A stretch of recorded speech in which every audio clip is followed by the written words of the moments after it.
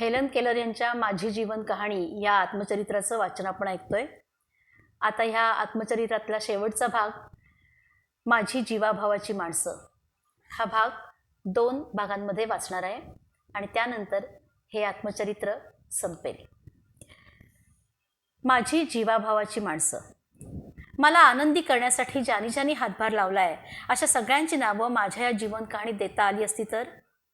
त्यातले काही लोकप्रिय साहित्यिक आहेत, बाकीची नावं वाचकांना पूर्णपणे अपरिचित असतील.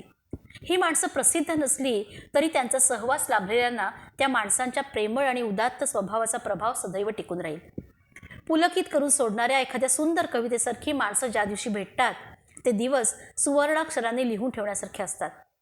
त्यांच्या हस्तांदोलनातून निशब्द अनुकंपा भरलेली असते. त्यांच्या मोह गुणसंपन्न स्वभावामुळे आपल्या अधीर आणि उतावळ्या मनाला दैवी शांतता लाभते. मन व्यग्र ठेवणाऱ्या गुंतागुंती, राग, चिंता, वाईट स्वप्नांसारखे निघून जातात. मनाला जाग येते तर जणू नवे डोळे, नवे कान आपल्याला लाभल्यासारखं वाटतं. त्यांनी आपण विधात्यानं निर्माण केलेल्या या वास्तव सृष्टीतलं सौंदर्य आणि संगीत अनुभवू लागतो. आपल्या रोजच्या जगण्यातली गंभीर शून्यता अचानक लखलखीत शक्यतांनी बहरते. थोडक्यात अशा मित्रांच्या सहवासात जगाचं एकूण बरं चाललंय असं वाटतं. आपण ह्या मित्रांना आधी कधी पाहिलेलं नसतं किंवा कदाचित ते पुन्हा कधीच भेटणार नाहीत अशीही शक्यता असते. पर्वतांवरचे झरे येऊन मिळाल्यावर समुद्राला जसा आपला खारटपणा कमी झाल्यासारखं आणि ताजं वाटत असेल तसं आपलं होतं. या मित्रांच्या शांत आणि सुज्ञ स्वभावामुळे आपल्यातलं असमाधान विझतं. वाटतं मैत्री म्हणजे सार दाह शांत करणारा संजीवक स्पर्श.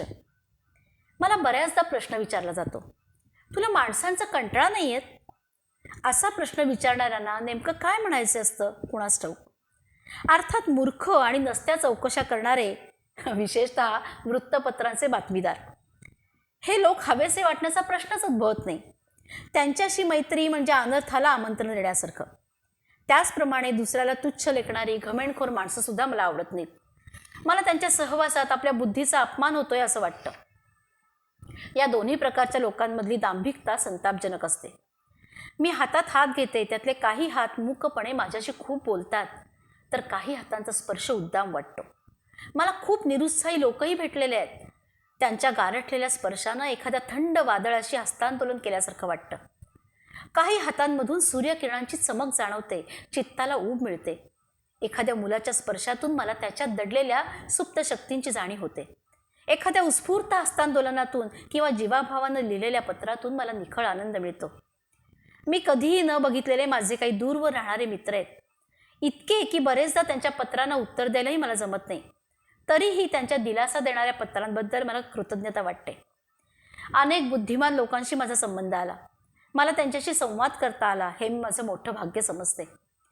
बिशप ब्रुक्सही या बुद्धिमंतांमध्ये होते. त्यांच्या सहवासातला आनंद अलौकिक होता. लहानपणी मी त्यांच्या मांडीवर बसून त्यांचा भला थोरला हात हातात घ्यायची. ब्रुक्स देवादिकांच्या गोष्टी सांगायचे. बाई माझ्या दुसऱ्या हातावर त्या जुळवून मला सांगायच्या. बालसुलभ नवलाई आणि आनंदानं मी त्या गोष्टी ऐकायची. त्यांनी दिलेल्या विचारांचं सौंदर्य, खोली माझ्या वयाबरोबर वाढत गेली. एकदा गोंधळून मी त्यांना विचारलं होतं, जगात एवढे धर्म कशासाठी निर्माण झाले? त्यावर ब्रुक्स बाबांनी उत्तर दिलं, सर्वांचा धर्म एकच आहे हेलन, प्रेमाचा धर्म. आपण सारी ईश्वराची लेकरं आहोत. ईश्वराची मनापासून भक्ती कर, त्याच्यावर प्रेम कर आणि त्याच्या सगळ्या लेकरांवरही. एक लक्षात ठेव हेलन, वाईटापेक्षा चांगलं घडण्याच्या शक्यता नेहमी जास्त असतात. त्यांचं आयुष्य आणि त्यांनी सांगितलेल्या ह्या सत्याचं मूर्तिमंत उदाहरण होतं. त्यांच्या उदात्त अंतःकरणामध्ये प्रेम आणि विशाल ज्ञानाबरोबर श्रद्धा ओतप्रोत भरलेली होती. त्यांनी 2 मोठ्या कल्पना माझ्या मनावर बिंबवल्या. परमेश्वराचं पितृत्व आणि माणसामाणसातलं बंधुत्व.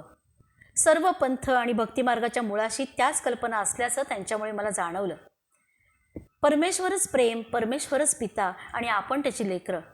आणि म्हणूनच अंधकारमय ढगही नाहीसे होतील. सत पराभूत झालं तरी असत ही विजयी होणार नाही.